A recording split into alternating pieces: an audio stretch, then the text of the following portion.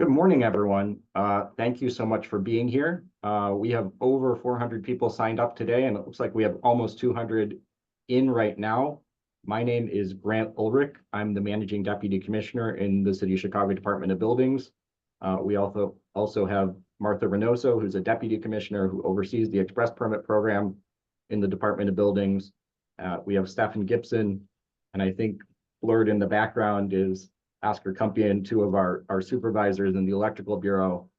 So we're going to start this morning with a brief presentation about the Express Permit Program. We're going to have a live demonstration of the application process of what it looks like for a couple of the what we call work types for electrical work. And then we're going to have questions and answers. We have lots of participants. We're going to be using a tool called Slido today to have you participate in questions and answers. With Slido, if you join, you'll be able to put in questions. Everyone else will be able to see those questions. If you see a popular question you like from someone else, you can upvote it. So the popular questions will go to the top of the list and get answered. We might not get to everyone's question today, but we will try and look at those questions we didn't get to. We may send out a frequently asked questions document to participants afterwards if we don't get to everyone's questions today, because we do have quite a few participants. So today we are going to be talking about the Express Permit Program and using it specifically for electrical work. And while we are getting started, there are a few audience questions. So we're also going to be using Slido for these audience questions. So if you can go into Slido, you can either, if you have a phone, you can use the QR code, or you can go to slido.com. The meeting number is 324-8259, and the passcode is Chicago. So it looks like we have quite a few people who have not used the Express Permit Program website yet. So the Express Permit Program has been around. It launched last November for a couple of things, including solar.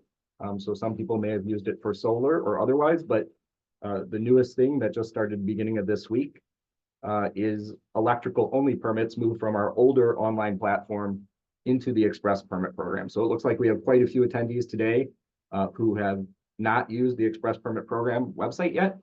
So we will be giving you a great introduction to that. Just as a reminder, we'll also be having a sort of overview of the Express Permit Program generally for all of the work types, not specific to electrical, next Tuesday, similar webinar platform. So if you need more, if you want to see more, you can certainly come back and join us again next Tuesday. We really appreciate the ACP for the city's Department of Business Affairs and Consumer Protection for hosting these webinars for us, making this platform available. And they are going to have recordings of these webinars posted on their YouTube channel shortly after the presentation.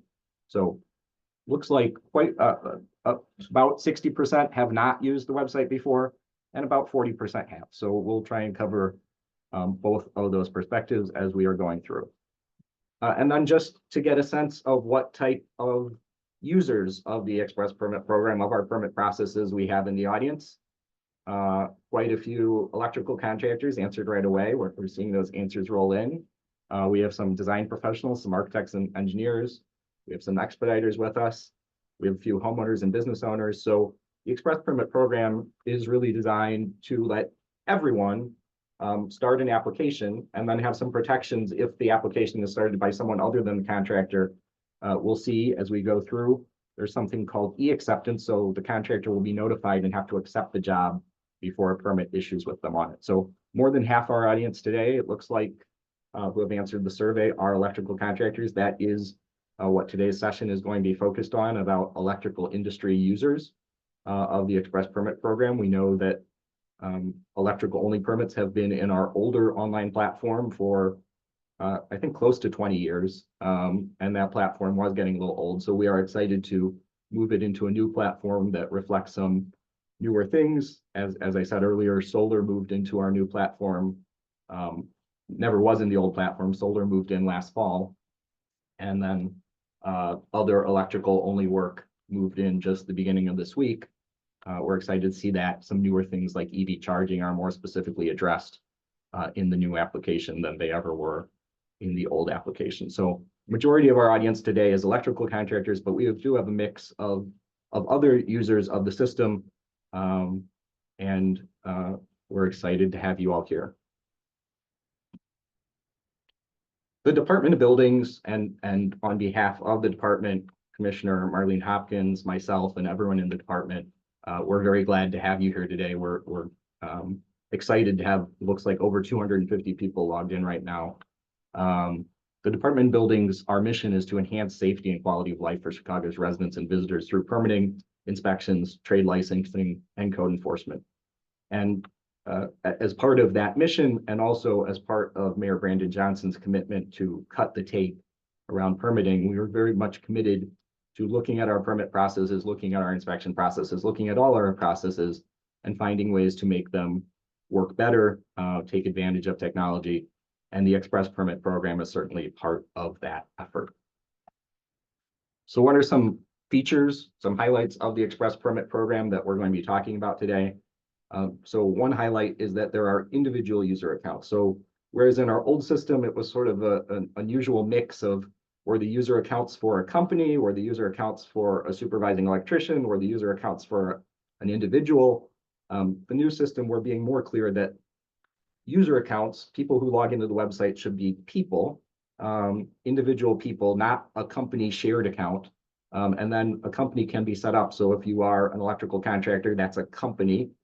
There might be one employee of that company, one owner of that company who's a person, or there might be multiple. And we are open, and the system is designed to set up so that you can have multiple employees, individual people, users associated with one company license. So it's a little more clear to us over time. If you have someone leave and need to reset a password, it's a little cleaner that way. A key feature of the Express Permit Program is having guided work types. So we'll talk about those certainly as we go through the presentation. In each of those guided work types, we tried to design simple targeted questions to get the information we need to issue a permit, calculate the correct fee, but not ask too many irrelevant questions.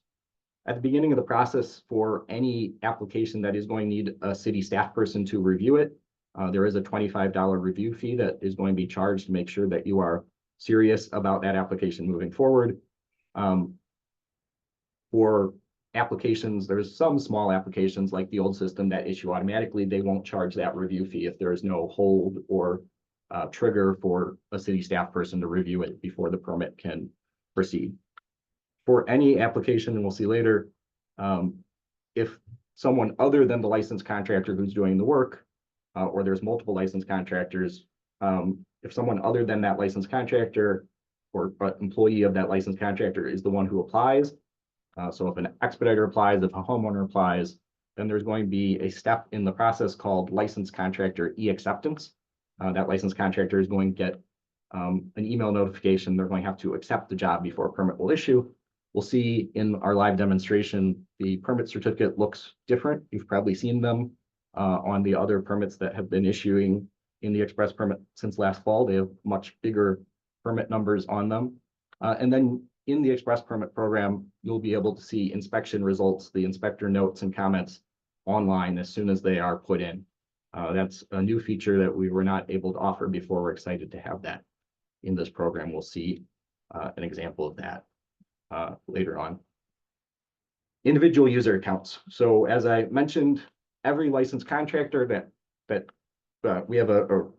every licensed contractor can set up at least one individual user, one employee, one owner, but they can set up multiples. So every licensed contractor, every electrical contractors we'll focus on today, but every licensed contractor in the city of Chicago last week, if they hadn't already claimed their license and set up an account in our new system, got a reminder email with a unique link for their company. So don't share that on to someone else. It's for your company, your contractor license.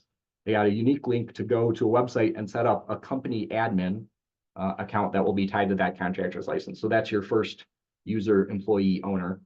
That company admin can then add other individuals over time. So they can manage if you have other employees, other users in your office who you want to be processing applications tied to your license.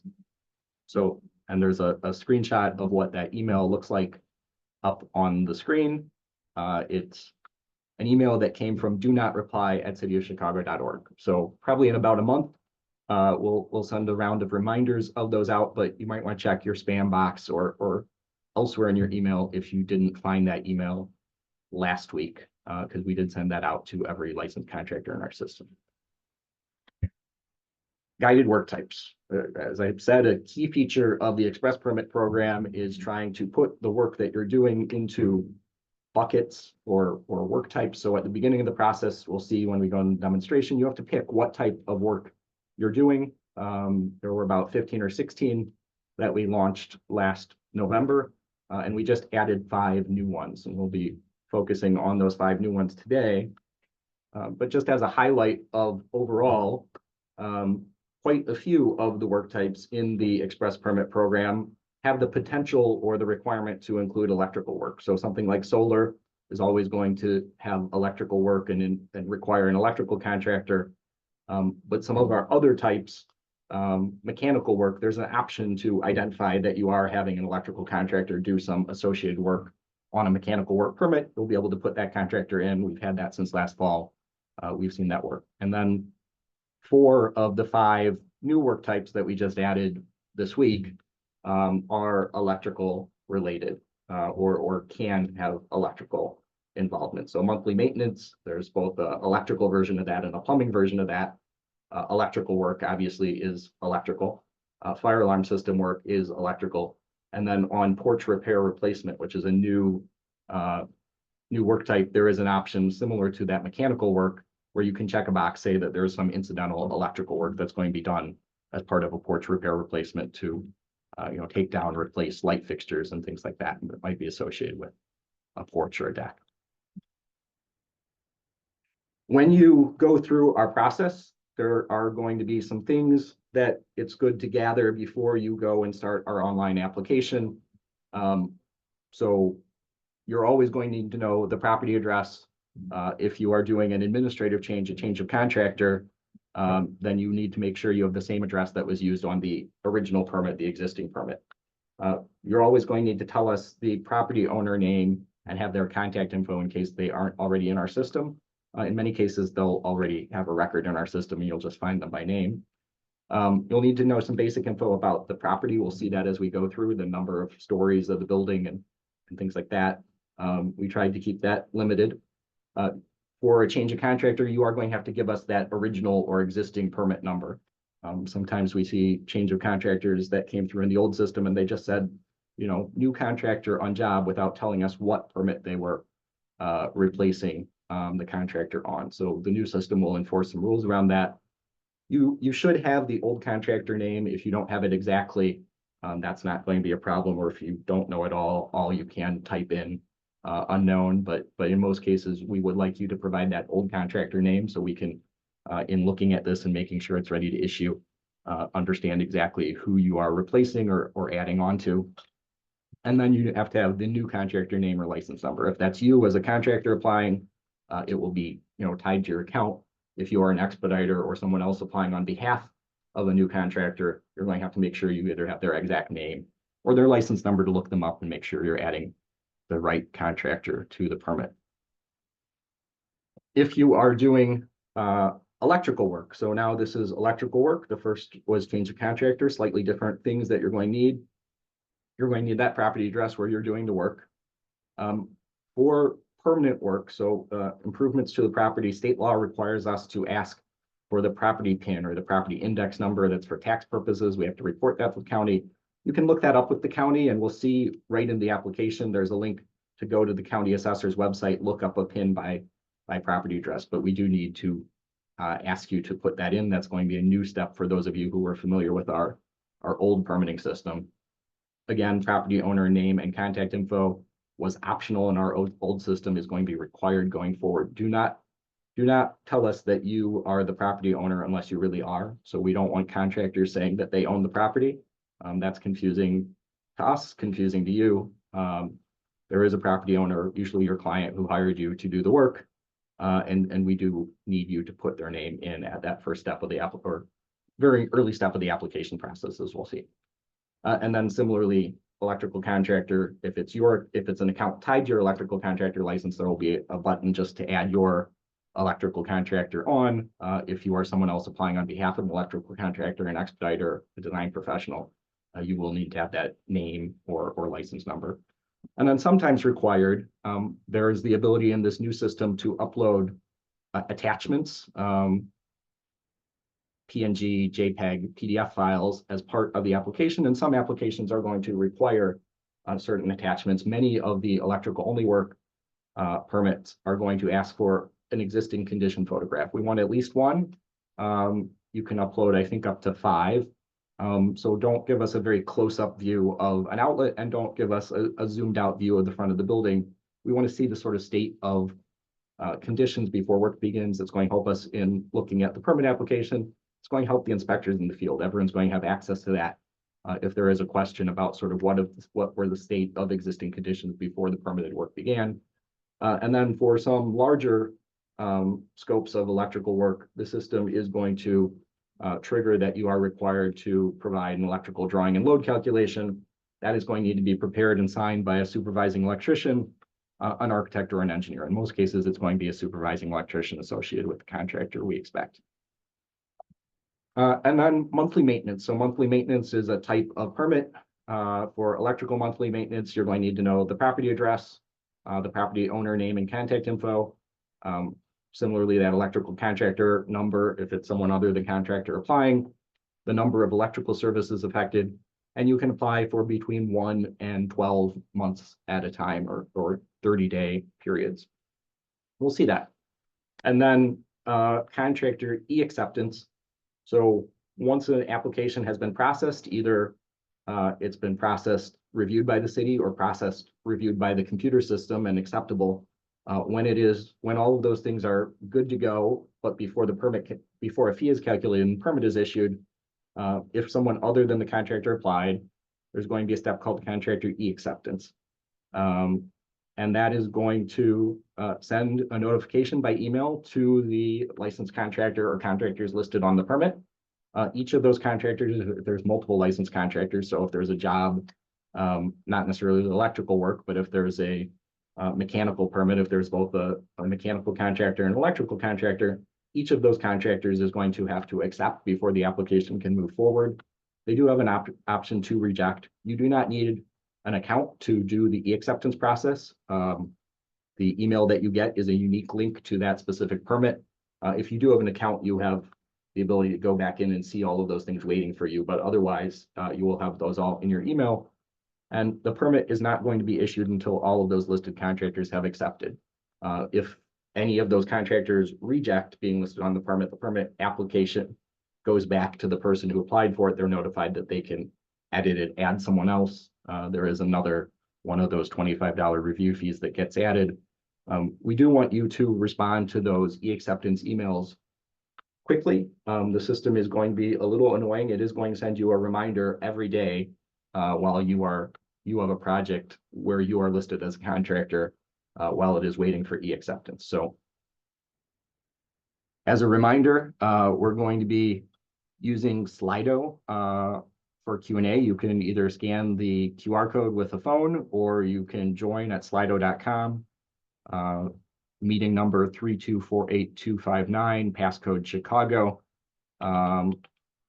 Or you can otherwise join that. Some important websites to remember: chicago.gov/buildings, chicago.gov/permit, and express permits at City of Chicago. So the first two are websites. The third is an email address. We'll talk about those a little bit more later. Chicago.gov/buildings is our main web page for the Department of Buildings. Chicago.gov/permit is our online guide to building permits. We'll see that in just a minute as we move to live demonstration. And then if you do have issues with the express permit process, we hope you don't have issues, but if you do have issues, expresspermits@cityofchicago.org can provide some general help. Our electrical bureau can also provide assistance as we transition to this new program. So now we're going to switch to the live demonstration. I'm going to switch my camera off and we'll keep going in just a second. So we will switch over to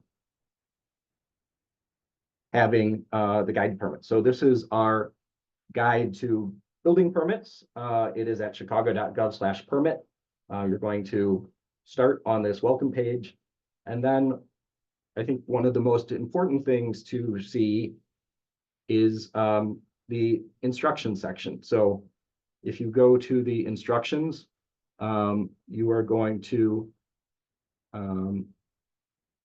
go through the instructions, and you can see there are, for the express permit program, there are several work types listed, including electrical work. So if you want to know more details about electrical work, you can click on that. You can see an eligibility summary.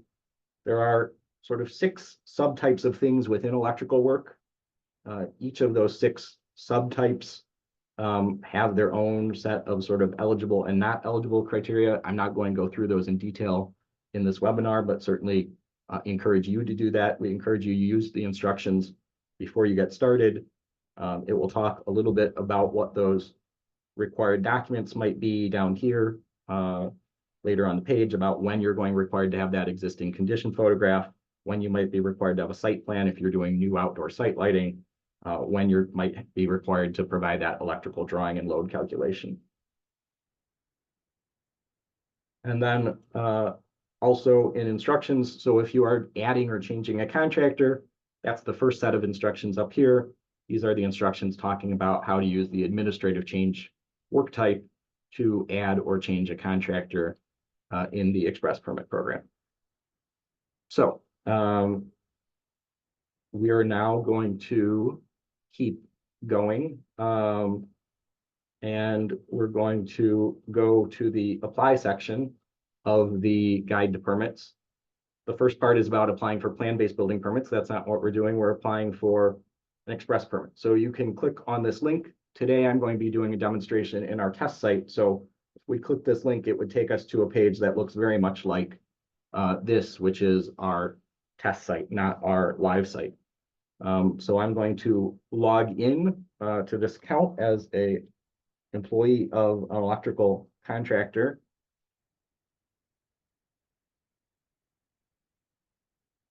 And when you log in, you're going to see on your dashboard, which is the first page that you come to, you're going to see existing permit applications that you have. So one thing that happened with the transition that we did over the past weekend, if you are an electrical contractor that's been doing work in the old system for a while, any of your electrical only permits that were in that old system have been migrated over to this new system. So this is an example of an old permit. So it starts with a B now. A B has been added to the front of the permit number, but the rest of the permit number is the same as it was in the old system. So this B1 permits issued in the new system or started in the new system are going to start with B2.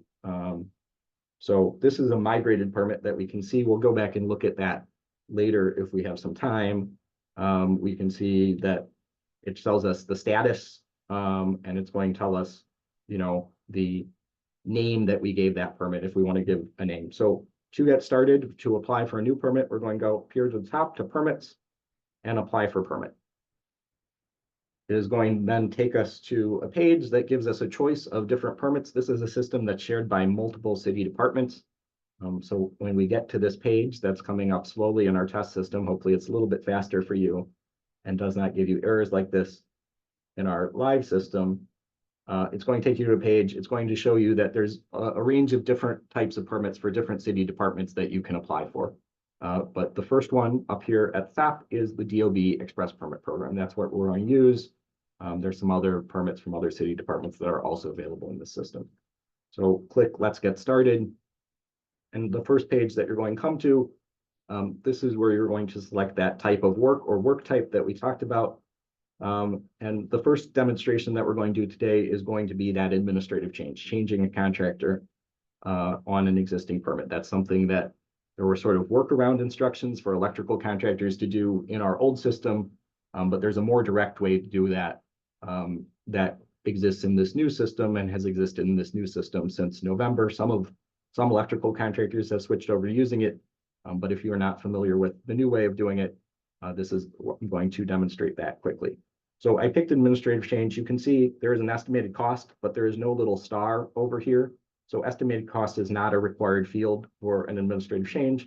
And then there's project name. Project name also does not have a little asterisk star over here. So it's not required, but you can put one in. This project name is really for you, for your purposes of tracking it on your dashboard. You can put in a client account number. If you have internal tracking numbers, you can put in an address, but this is going to be so we'll just make this change of contractor 555 North Michigan. And then we'll go on to the next step, and that's the name that you would see on your dashboard going forward. We do ask that you accept some terms and conditions before you continue on with the application. You can click on those. They open up in a new window. There are terms and conditions for each work type in the program. So for administrative change, if you want to read those terms and conditions, you can do that. And then when you're done, you can close that window, go back and accept the terms and conditions. As a next step, it's going to ask you for the address. So I have a permit that was issued, I think, on Monday this week for 555 North Michigan. This is a renovation permit. It was a Gap store. It's now a Aritzia clothing store on Michigan Avenue. Much like online shopping sites, it's going to, validate the right format for that address that you put in as a recognized City of Chicago address. The next step, as I said, we're going to require you to put in the property owner or the tenant. If you provide the tenant, it is going to ask for the property owner later. So in most cases, it's going to be good to provide the property owner. So this is the Aritzia store. So if I can spell that, we can search in our existing system to see if they already exist. It's going to take a minute. There's going to be a couple of choices with that. You can scroll down the list, find one.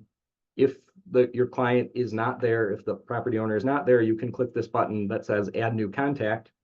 But otherwise, we're going to go up to the top. We're going to say that this is the property owner, and we're going to pick this Aritzia record, and we're going to add them as the property owner. It's going to think about it for a minute. It's going to display that information on the screen. If that is all good, then you can move on to the next step. Next, we're going to ask for some project information. I said we're going to need some basic information. This is a 3-story building. It has no residential units. The entire thing is one store, so it has one non-residential unit. Then we're going to go down here. It's going to ask, is it government owned or financed?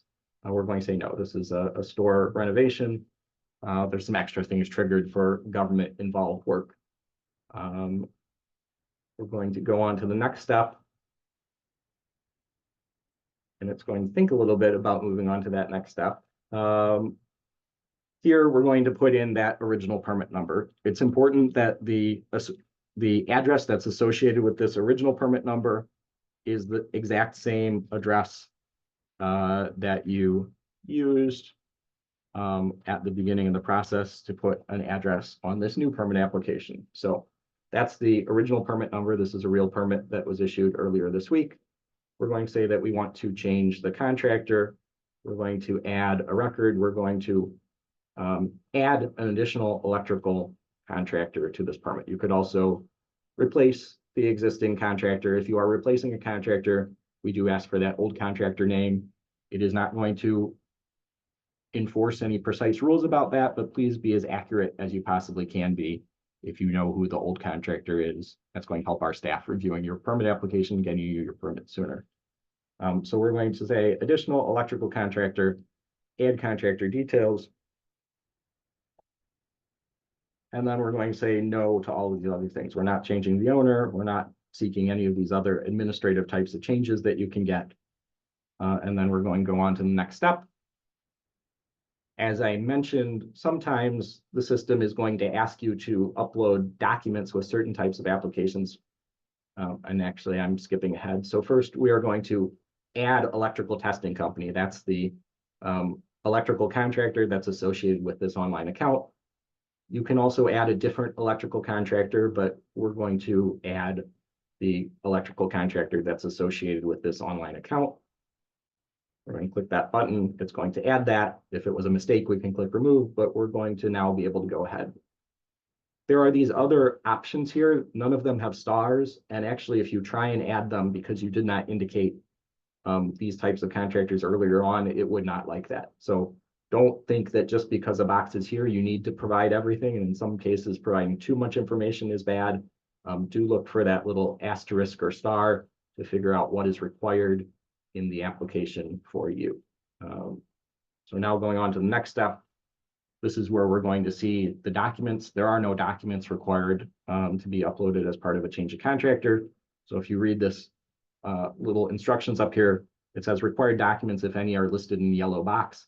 There's no yellow box on this page. We'll see the yellow box in our next demonstration when we apply for an electrical permit, but there's no required documents here.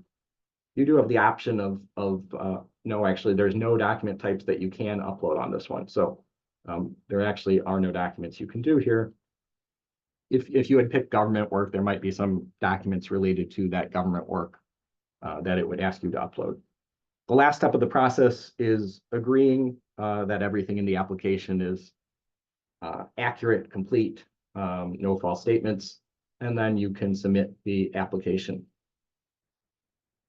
When you submit that application, all these administrative changes are subject to review. Staff does verify that the old permit is valid and the address matches and things like that. Some of it is done by the system to help them, but we do look at every one of these. So there is going to be that $25 review fee that you have to pay before a staff person will look at that. You can, add that to your cart. You can pay online, check, credit card, similar to the old system. And then once that is paid, this would move on to being looked at by staff, would be approved. Because the contractor listed is the one who applied, this would not go through e-acceptance. And then it would tell you the final fee, you'd be able to pay that, and you'd be able to get your permit certificate. We're not going to continue all of those steps with this application because we're going to go demonstrate an additional work type. So I'm going to click home, go back to that dashboard, go back up to this top menu and click apply for permit again. It's going to take us back to here and we're going to click let's get started. This time I'm going to demonstrate an electrical work. So here now for electrical work, the estimated cost is required. We can see a little star, so we have to put that in here. So I'm going to put in $12,000 as the estimated cost. Again, the project name is optional. That's really for you to manage the applications that you see in your system. We can see that as city staff, so don't put anything confidential in there. But really, it's not important to us. That is a field for you. So new electrical service house museum. So we are going to now add a 400 amp electrical service for a house museum. And we're going to go ahead with that application. So here, slightly different messages. So on electrical permits, sometimes an electrical permit is not required. We do let people know that most of the time a permit is required, but here's a little summary of exceptions. You can see there's a limited number of things where electrical work is not required. Some minor things like changing a light bulb or plugging in cord and plug equipment don't require an electrical permit. So we just provide a little reminder that if you are applying for a permit through this system, you are agreeing that either a permit is required or you're voluntarily seeking a building permit, and any fees paid in connection with the application are non-refundable. And then similarly, you agree to those terms and conditions that we saw earlier. So we can then go on to the next step. Here we're going to apply for a permit at 6427 South St. Lawrence. This is the Emmett and maybe Till Mobley House Museum. There's an organization that is turning that house into a house museum. So as I mentioned, for these, you are going to be required to put in a PIN. If you don't know that PIN, there's a link right here that you can pop up the Cook County Assessor's search website. You can search their website by address. So we can put in that address, 6427 South St. Lawrence. in Chicago. We can prove that we're not a robot. We can search. The Cook County Assessor will show us a picture of the property. We can make sure that we have the right property. And then we can come down here, we can copy this PIN number, and we can go back here, we can click add PIN, and we can just paste that right in. We can add that PIN. Sometimes a larger property is going to have multiple PINs, so you can add multiple PINs. Smaller properties, there's going to be one PIN, and then we can keep going to the next step. If you do put in a PIN that does not match, that is always going to trigger a staff review. So please don't put in just all ones. The system will let you go forward, but it will stop it later. It will make your application go slower, and may result in extra cost and time for you in getting your permit. So please do take that PIN step seriously. Now we're at the point where we are going to have to put in the property owner. The Till House is now owned by an organization called Blacks in Green. We can see I typed that in yesterday, so my browser remembers it, but we can search for that. We can see that they have one record in the system. They're the property owner. We'll pick that up here, and then we can click select.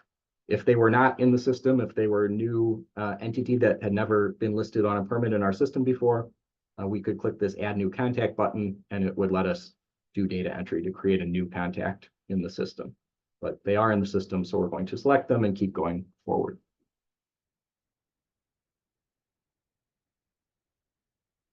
And now on to the next step. Similar to before, project information. Unlike change of contractor, we now have to provide an emergency contact for a permit where we are doing work. So I'm just going to put in my name here.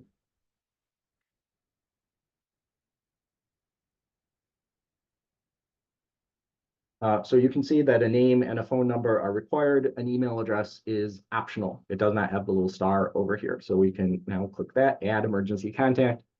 We're always going to require one emergency contact. You can add multiple emergency contacts. You can add some notes about those emergency contacts if there's something that's important for us to know.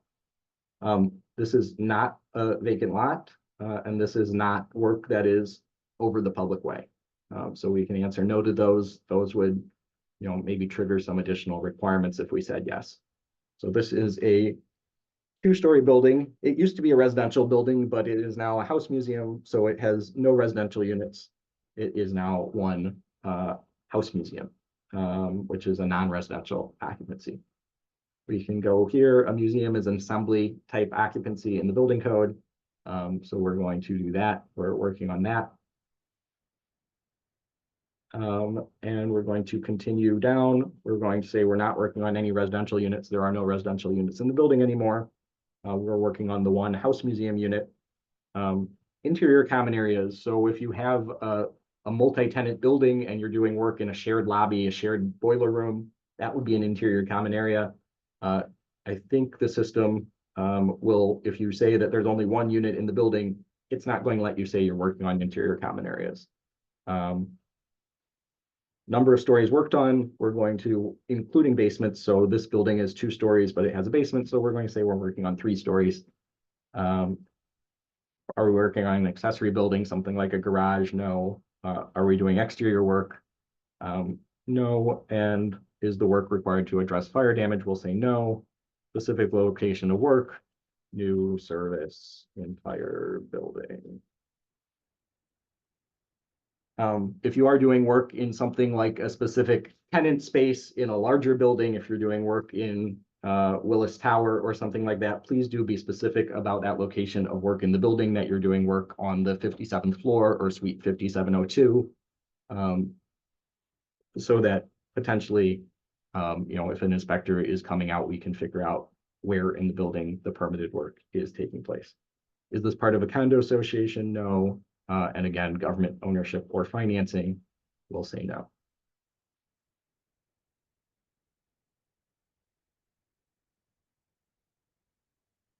This is now going to take us to the step where we're going to provide information specifically about the type of electrical work that we are doing. And this has quite a few choices.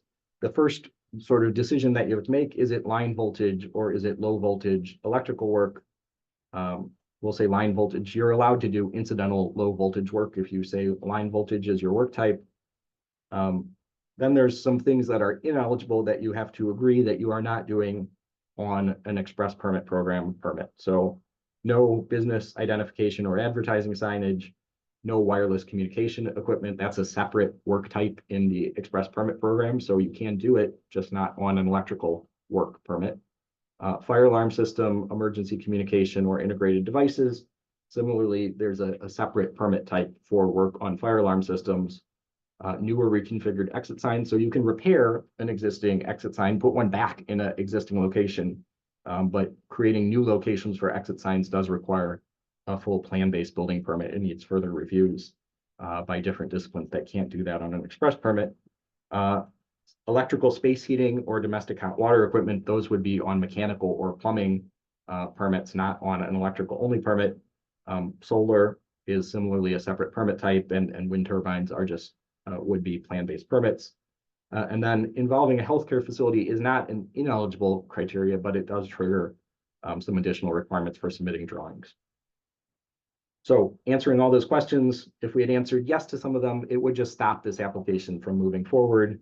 But we have answered no to all of them. So in terms of the scope of work that we said that we're doing, there's a couple of choices here. We can add circuits to an existing electrical panel. We can add new electrical service or service disconnecting means. That's what we're doing today. We can also repair or alter devices on existing circuits, and then some more specialized things, a newer replacement generator, new outdoor site lighting. There's some more information about those things.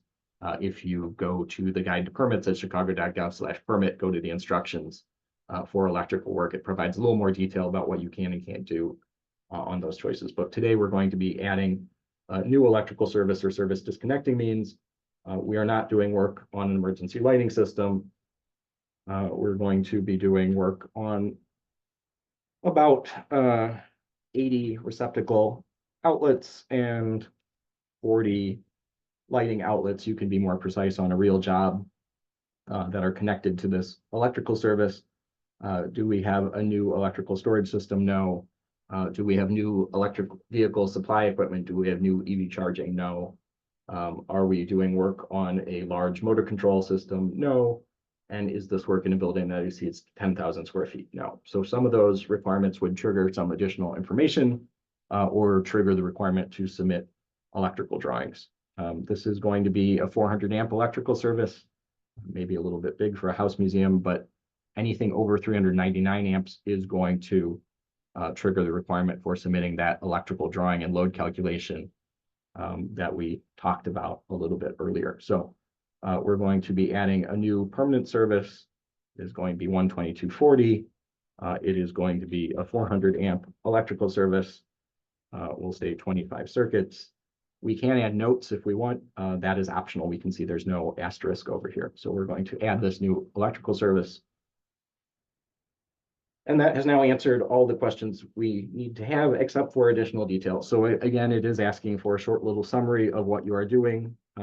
So add new 400 amp electrical service for house. You can type whatever applicant notes you think are going to be helpful for the city in reviewing this application or inspectors understanding what you are applying for. Don't use this box to try and say, oh, I'm really doing X, Y, and Z in addition to what I put up above. This is not really about changing the scope of what you're doing. It's maybe providing some additional detail. Going on to the next step, it's now going to decide what types of contractors are required. This is electrical work. It's only going to require an electrical contractor. On some of our other work types, based on the questions you put in on that page, it might decide whether you need an electrical contractor or not. We can see an electrical contractor is required here because of the asterisk. So we're going to add electrical testing company as the contractor. And we're going to move on to the next step, which is documents.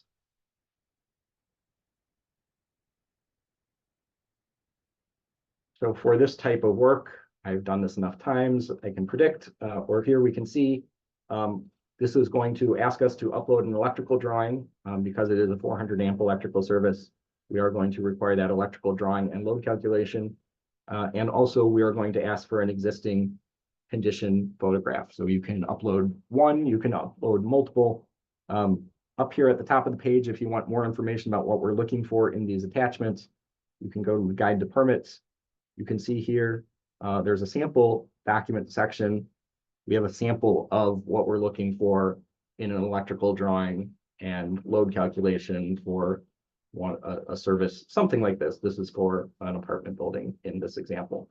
So close out those pop-up windows, or let's hope I guess I lost my application entirely, but oh no, here it is. So we can now upload these documents. You can pick a file on your computer. I have some just sample files for testing. You should upload real attachments, and then you're going to tell us what type of attachment it is. As you upload each attachment type, it is going to disappear from the requirements in the yellow box until eventually the yellow box disappears. So first we uploaded electrical drawings. Now we still have to upload at least one existing condition photograph. We're going to go there. We're going to say we're uploading just a condition photograph. Here's the document that we're uploading. Staff are going to look at these, so please be serious about what you're uploading. Do meet the requirements, or it will come back to you with a correction. Don't upload a picture of your pet or something like that. Please do meet the requirements for what we're looking for. And then continue on to the next step. We're now at the certification step. We're going to agree that everything is true and complete and correct. And then we're going to be able to submit this application. Like before, it's going to add that $25 review fee. And I think we are now at 10:48. I think we're going to switch back over to do questions. If we have more time, we might switch back and see an example of an issued permit, but we did do two different types of applications and demonstrations today. We do have quite a few people. So now we do have some questions up. Martha, we're good with switching to questions? Sure. Okay. And I'll come back on camera. So one of the first questions is from Michael. Are there plans to unify the portals, the two permitting portals and inspection requests, so that everything is available from one website? Yeah, so we are gradually moving from an old system to a new system.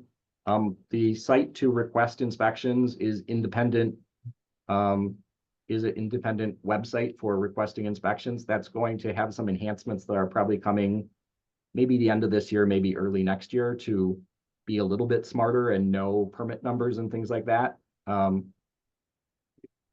So we are working to have them be more integrated. I don't know when we will be totally integrated, but we are making progress towards that goal. Question, are we going to be able to rescind permits through the portal, or what will the process for that look like? So Martha, you want to speak to that? Maybe you got those requests more than I do. Sure. It really depends on the type of permit. So as you know, we have two types of permits. We have renovation permits that go through the standard plan review process that unfortunately do not have the benefit of going through the e-acceptance or contractor acknowledgement.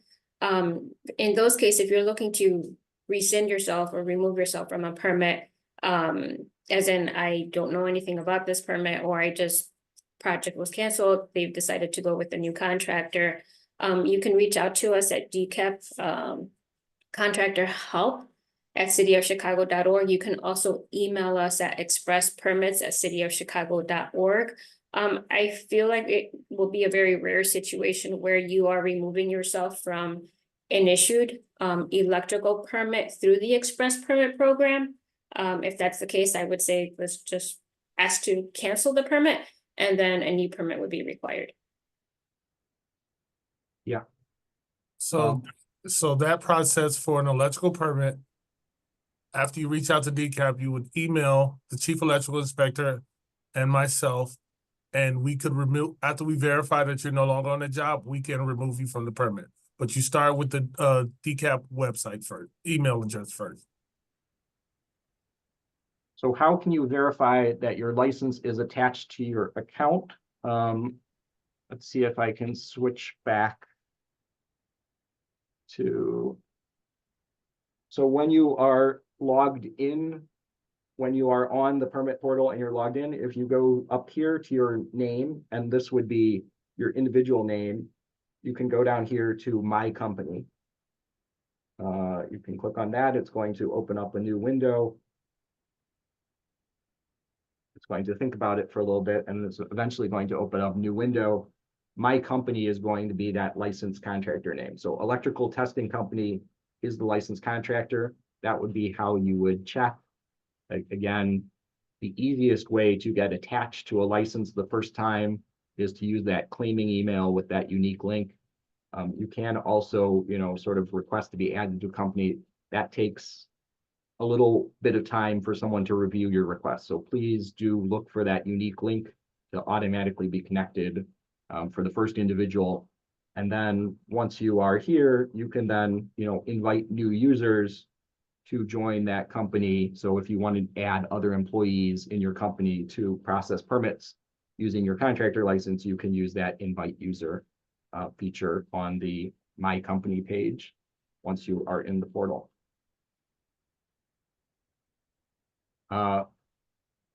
What if we are bidding a job that does not require a walkthrough previous to a job award and do not have ability to get pictures, also emergency contacts for the owner or project?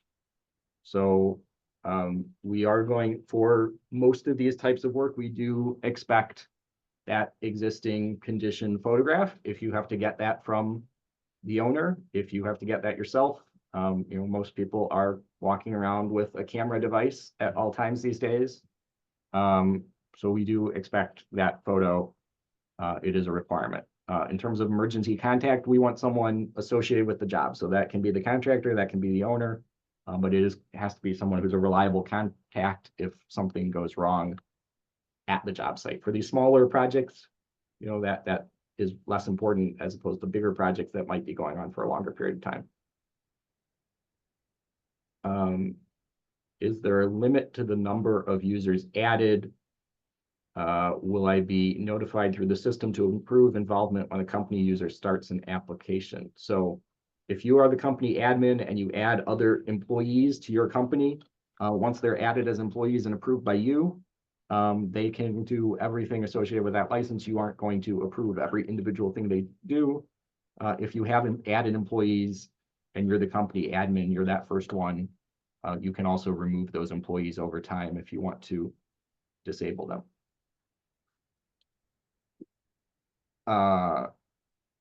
There's a question about turnaround time, Martha. You want to answer that, what we're seeing in terms of turnaround time? Sure. For the most part, the express permits are being issued between 24 and 48 hours. During this transition, we did have a bit of a spike in time to permit. It's taking us a little under 5 business days. I do anticipate that going down, just things getting back to normal by the end of the week, I hope. I see a comment about did not receive email. So you do have an official email address that's tied to your license. That's where the email went. And it came from do-not-reply@cityofchicago.org. So some email programs might treat that as spam. So do look in your spam folder. If you still can't find that email that starts like City of Chicago new license account creation or something like that, you can use that request to be added to a company feature, although that will take a little bit of time for us to get through. And we will do another round of those invitation emails probably in a few weeks for people who have not successfully claimed their license. Are there still additional steps for maintenance permits on landmark old buildings? So I think in the old process, we expected them to reach out themselves. In the new express permit process, anything with a landmark hold is going to be routed to landmarks. They are going to see that in their queue with every other express permit that has a landmark hold. You can certainly reach out to them, or they might give you a correction that they need more information. In most cases, electrical only work on a landmark building is not going to affect landmark features, so they are probably going to approve that fairly quickly. But if you do have a project that is a landmark, like the Till House Museum that I used as an example, it is going to add that landmark hold. I think if we go back to that example, we'll be able to see. So now we can go look at that permit. So here we can go back from our dashboard. We can see the House Museum. I think that behind the scenes, someone paid the fee for this one, so it has moved ahead. And so we can see what this would look like. The fee has been paid magically behind the scenes for purposes of demonstration. So it will say your application is under review, and we can come down here and see the 4 different types of reviews that it is waiting for. One of those being a Chicago landmark hold with the Department of Planning and Development, or DPD. So as these get approved, released, you'll be able to see that in real time on your dashboard, your portal for this individual permit. For fire alarm submitting, do we need to upload our drawings in this portal and in Project App? So for fire alarms, you will start in this portal and it will trigger an invitation to use our Project App system, which is a more involved system for going back and forth with drawings. But you do start in this system, and instead of that documents phase, it will get you to that $25 review fee. You'll pay that, and then you'll get an invitation to upload in Project Docs like we have been doing for fire alarm permits in the old system for several years. Do you need to submit drawings for residential electrical service upgrades from 100 amp to 200 amp? And is the drawing a one-line drawing? Do you need an architect? So if it is a electrical service that is under $399, so for most parts a 100 or 200 amp service, it is not going to trigger the requirements for a drawing. If you do have a 400 amp service like we saw in the example that I did, that is going to trigger a requirement for a one-line drawing. It can be prepared by an architect if you have one, or an engineer, but in most cases we expect that's going to be prepared or at least signed off on by the supervising electrician associated with the electrical account. So we do need a person's name on there. In most cases, we expect that's going to be, and we're always going to accept the supervising electrician for those, but you can have an architect or a professional engineer sign off on that as well. For express electrical permits, what are the requirements for field inspections? Yeah, so I don't know if we have. Oh, I'm still sharing this screen. So we can see on your dashboard, there are going to be permits that are at a status of inspections. There's also something called inspection eligible. So some smaller jobs, instead of saying inspections, and on the permit certificate is going to say inspections are available for this permit. So if the permit issues and it says inspections are available, which some smaller jobs have, that is an option to have inspections for up to a year. And if you don't request any inspections within that year, that permit will just close out. If it does say inspections, it is going to remind you that you need to get inspections. And if you don't get required inspections, the permit is going to notify you that it's been suspended. It's going to add a penalty fee. If it does say inspections are required, you do have to reach out and schedule inspections, but there are going to be some permits that you encounter that will indicate that they are inspections eligible as opposed to inspections. How do I apply for a larger PV system for residential single-family house? Small-scale solar PV system permit does not allow systems above a certain size, and yet this is a residential system. Yeah, that's going to be a full plan-based. That's going to be a full plan-based building permit with architectural and structural drawings. So that's going to go through our normal plan-based permit processes. If you are above the criteria allowed for the small-scale solar and the express permit program. Are EV charger installation permits included in the express permit options? Yes, so EV chargers, I think we saw going through the example, you can, add them with a new service, you can add them to an existing service, you can add new circuits for them. It is going to ask questions about them. If you are adding EV chargers for more than 3 parking spaces, it is going to require drawings as part of that application.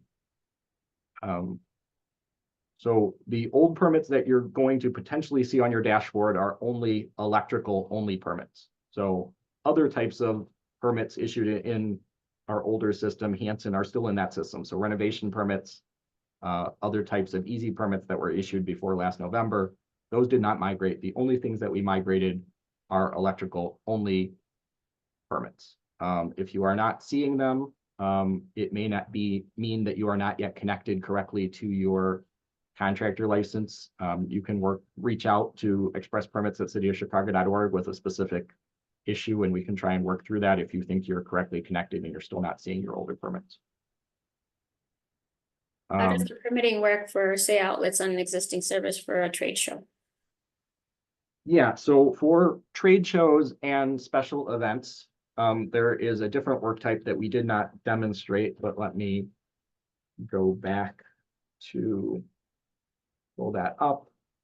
So there is a different work type called monthly maintenance. We talked about it a little bit in the PowerPoint, but we did not go through.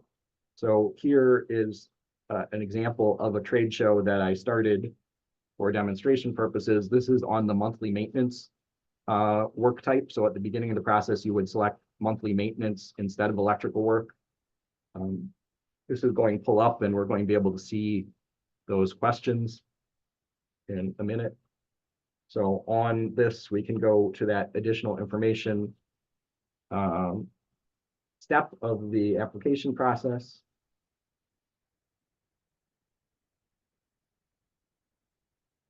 If you are doing electrical, you're going to pick electrical monthly maintenance.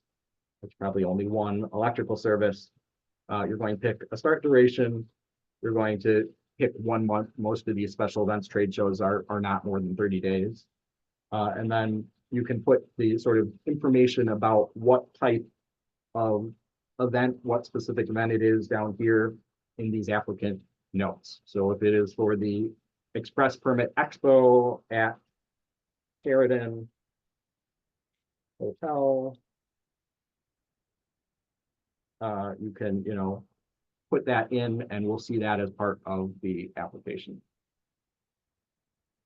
Does the homeowner have to approve the permit application before it gets accepted, since their email is in the process? No. The only people who have to do that e-acceptance step are city licensed contractors. So electrical contractors, general contractors, mason contractors, plumbing contractors. Is there any way to request site walkthrough with the inspector if we're not sure how to proceed with the project prior to permit application in cases when code requirements are impossible to meet? Stefan, you want to take So that? that issue would either be a phone call to discuss, or most likely an ACAR. If the code requirements are not going to be able to be completed, and you know this ahead of pulling the permit, you would do the ACAR process, and it would be reviewed, and the chief electrical inspector would, if between the communications with you and the chief, he would decide if we needed to send an inspector out on site to walk through with you. But that process generally is done through the ACAR.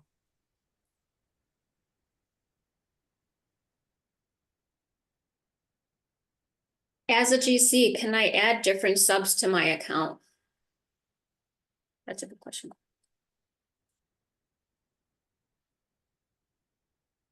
I'm not exactly, as a general contractor, no, you cannot take over for subcontractors unless those are also your licenses. So I think that's probably a question we can't answer in detail today, Martha.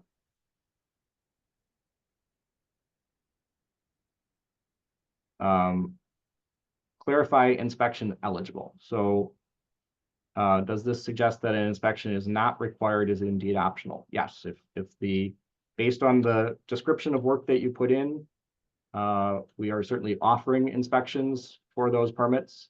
We encourage you to use our inspections for every permit, but some very small permits, the express permit program is set up to classify those as inspection eligible as opposed to inspection required. Is the dollar changing on low voltage permits? So I think probably everyone knows that the old permit system was very old, and there were some challenges in adjusting it over time to correctly reflect what the municipal code said about permit fees. So as part of this process, we did, program the new system to correctly reflect what the municipal code says we're supposed to be charging in terms of permit fees for a specific job. We didn't do a lot of analysis of what the old system happened to be charging based on various combinations. So if you have a specific question about the fee on your permit, if it calculates the fee you think is wrong, please do reach out to Express Permits at cityofchicago.org before you pay that fee. It's hard, if not impossible, to do a refund. But if you do think the new system is calculating fee you don't think is right, we can look at that with you and compare it to what the municipal code says about the required fee for that type of work. When a permit is granted and all fees are paid, but work does not begin, owner changes mind and cancels electrical work, what would the contractors do with that permit? So Martha, I think you probably want an email saying to cancel that permit. There is not a process to do that automatically after a permit has been issued. Right. We also want to let the electrical inspectors know that this has also been canceled.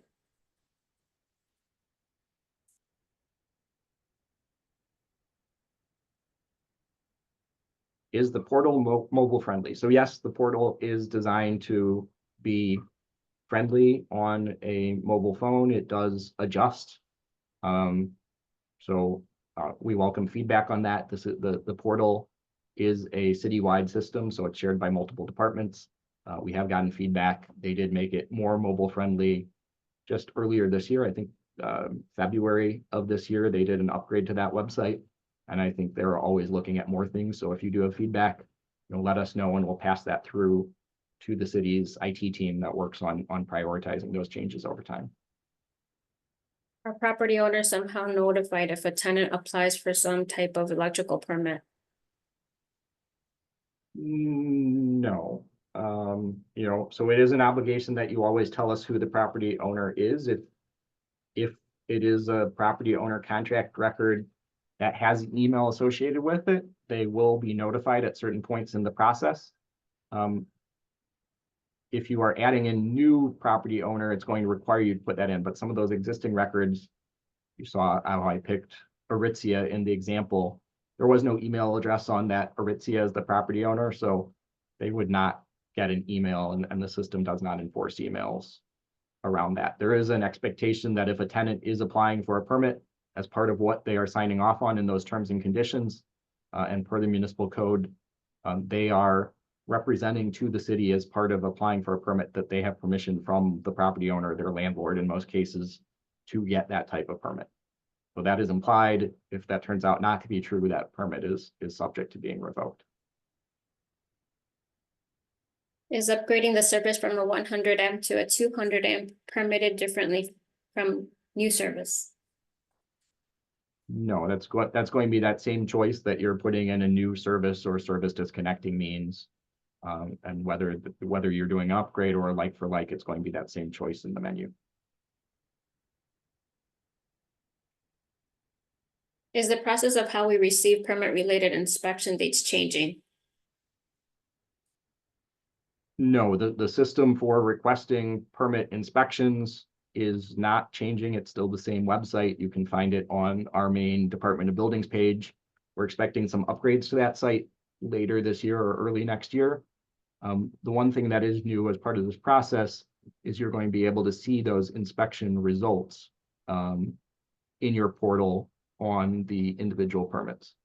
I don't know if I have one in my portal that has results on it, but you would be able to log into that same summary page and see inspection results and comments. Is there a fee scheduled to know permit prices beforehand? So Yes, fees are all in the municipal code. There's a fee section. If you go to the guide to permits.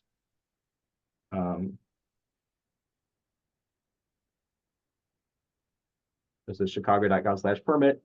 If you go to codes, the administrative provisions of the Chicago Construction Code, all the permit fees are in schedules at the end. Permits are chapter 4.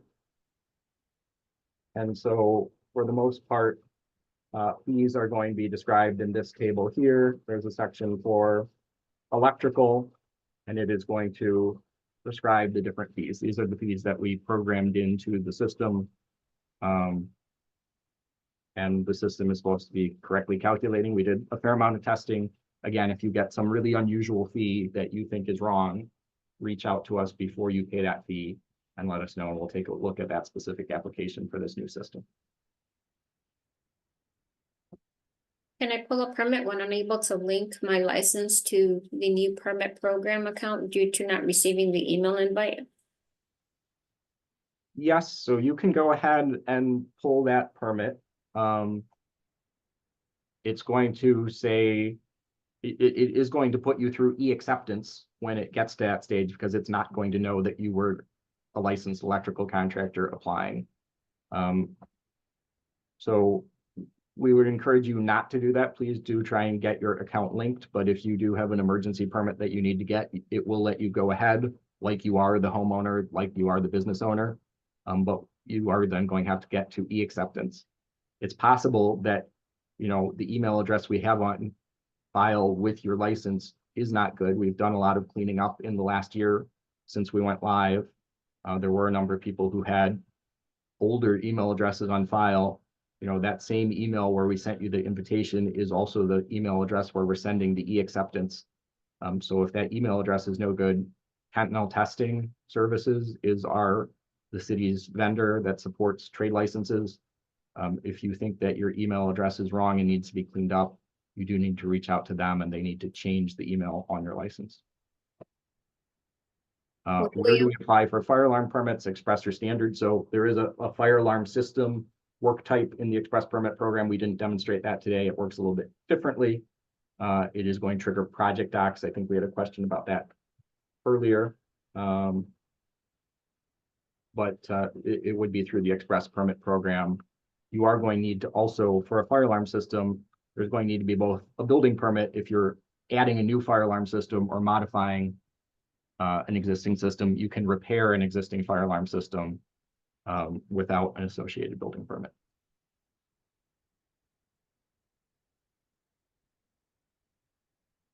So for migrated permits, they may show as inspection eligible, even if they are larger things that need inspections. The older system did not track inspections. So with respect to migrated things, if they are inspection eligible and you know they are a larger job, they are probably inspection required. So we may be going through as a batch and adding inspections to some of those migrated permits. We may not, but the old system, as you know, did not really track things in that way. So for newly issued in this system permits, that inspection and inspection eligible is going to be reliable. For migrated, that's a good point that maybe that is not reliable. Use your judgment or reach out to the electrical supervisors, chief electrical inspector, if you have questions about that. Stefan, you want to take this question? So the wait times are fluid, is the best way to say it. Some areas have a high volume of inspections and other areas don't. If there is a time-sensitive inspection, I encourage you to reach out to us and we'll do our best to accommodate you. At this point, we don't have a way to communicate our wait times in real time to anyone. So as Grant mentioned, there is going to be some changes to our inspections request system, but right now, if there are any time-sensitive, like undergrounds where there are open trenches and it's raining next week, give us a call. We will do our best to get somebody out to you. The best thing to do is just communicate with the Bureau. If you call the main number, 312-743-3622, a supervisor, one of the supervisors will get to you, and we will assist you on all your inspection requests. Electrical license renewals, so for both supervising electricians and electrical contractors, the license renewals are going to remain in the old website probably for another 1.5 to 2 years. So they will continue in the old website. We're hoping that those will move to the new website by this time in 2026. So I think that's all the questions that we have. We'll stay on. We have a few more minutes in the scheduled time. You can put your questions into Slido.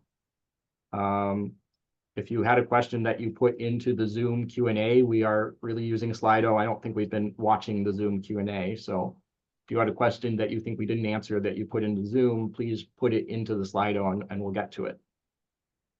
If the general contractor or homeowner starts an application and we are added as the contractor, is there a way for us to fill out the relevant electrical information, or would this need to be done by the GC or your homeowner?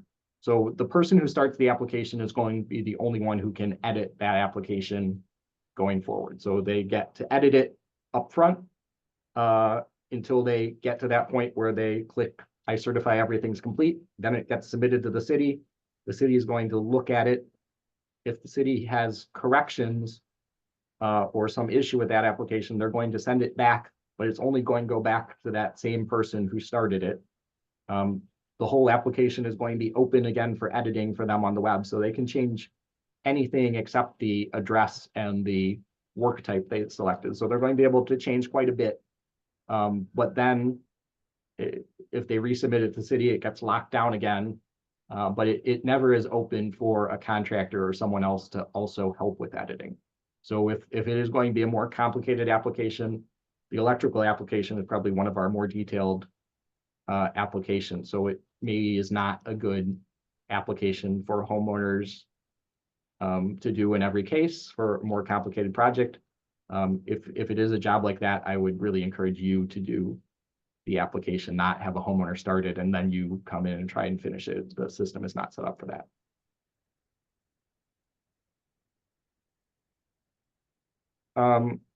So in terms of fire alarm permits and submittals, for the fire alarm industry, I know Anis Siddiqui is our main fire alarm reviewer. He's been reaching out to some people. We have this presentation today, which covers some high level things. We did not go into details about fire alarms. We have another presentation next week that is going to be a high level overview of the system. We can certainly consider that. Reach out to Anis for now, and he can sort of answer individual questions, but we can certainly look into scheduling a session specifically for fire alarms if there are questions about that. As a question about maglock permits, fire alarm. So if you are doing a maglock and you choose the fire alarm system work type, if you say that you are either modifying an existing system, so adding a new maglock location to an existing fire alarm system, or adding a totally new fire alarm system, including maglocks, you are going to have the associated tenant permit build out number. So we don't want an associated fire alarm permit number. We don't want another number there.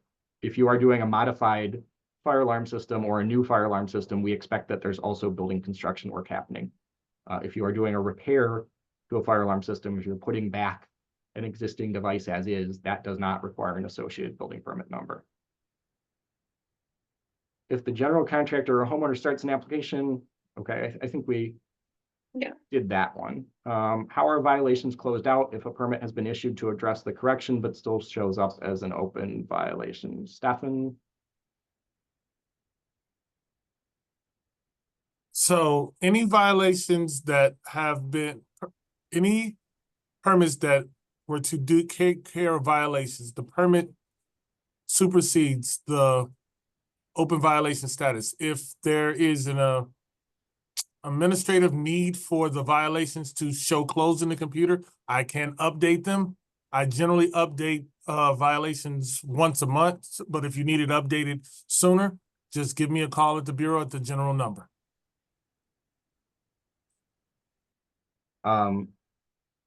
So for Vaughn, who's waiting for his email, or anyone else who's waiting for their email, the original email invitations did go out last week. I think electrical contractors were last Tuesday. So not this week, but the week before. But different contractor groups went out over the course of the week. There were, 10,000 invitations that went out. You can check with us if you really looked in your email box and did not get it. We'll see what we can do. And we will be evaluating when the next sort of round of bulk invitations goes out. Is the $25 review fee in addition to the regular permit fee? Yes. How do I change the company name on my license? Any changes to licenses, you have to work through Continental Testing Services.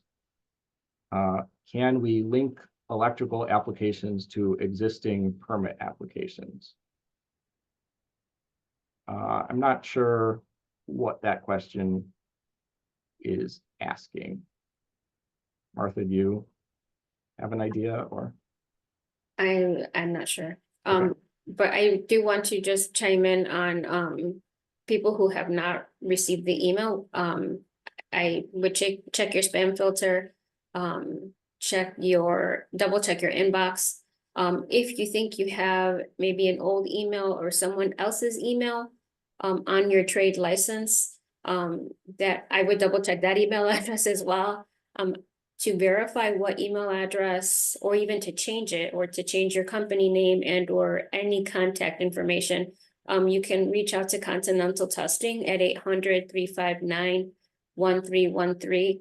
It may just be a matter of updating, having the latest information on your trade license, because again, that is where we are reaching out to you. That is our only form of communicating with you electronically. And if you do update that email, if there was something wrong with your email, within a day or two of that email changing, you will get an invite at that corrected email. So if that is the issue, why you did not get the invitation. So you received an email informing that you were added as a member, but no email that allows you to add yourself as the admin. So for that one, I'd reach out to Express Permits where your specific license number, and we can take a look and clean that up on our end. So I think that looks like we got through the end of the questions. Thank you so much, everyone, for joining us. We had over 200 participants for most of this webinar, which is really impressive. Thank you all for staying. Chicago.gov/buildings is our main website for the Department of Buildings. Chicago.gov/permit is that online guide to building permits that we use to see the instructions, see the link to start an application. And Express Permits at cityofchicago.org is your resource if you do have questions or issues. As Martha noted, we did just go live with a new program this week. The volume of things that we're dealing with is higher than usual. So we do appreciate your patience if you do reach out to us this week, or have already reached out to us earlier this week. We're working to get through all of those inquiries. They are a little higher than normal. We expect them to go back down a little bit to normal after we've been live a few weeks. We're excited that if you enjoyed this webinar, if you want more information, this one was focused on electrical industry related items. So we highlighted some of the work types that the electrical industry would use. Certainly heard the request to look into scheduling one for fire alarms specifically, and we'll try and do that. But for next week, we do have 3 scheduled. On Tuesday, we have a general overview of the process. So if you are one of those people who is totally new to the process and you want to just see a little bit more about the Express Permit program generally, we do have a webinar coming up on Tuesday. You can sign up the same place that you signed up for this webinar. And then on Thursday next week, we have 2 different sessions, maybe not of interest to everyone here, but we do have the Express Permit program for architects. So some of our sort of smaller jobs that probably include electrical work mixed in with other types of small remodeling work. We're doing that session on Thursday next week, and also a session highlighting the sort of new process for permit for porch repair and replacement work as a new work type in the express permit program. So both of those are coming up next week. Do go to chicago.gov/buildings and click sign up for our email alerts if you don't already get those. I'm guessing many of you found out about this program from already being signed up, but if you did not and you would like to be alerted when we have new things coming up, that is the best way to do that. Go to chicago.gov/buildings, and there's a link at the top of the page that says sign up for Department of Buildings email alerts. Stella, you have any closing remarks from DACP? I do. Again, this webinar was recorded. You can find it on our YouTube page at youtube.com/Chicago BACP. Again, that's youtube.com/Chicago BACP. To learn more about our upcoming webinars, please visit chicago.gov/BACP webinars.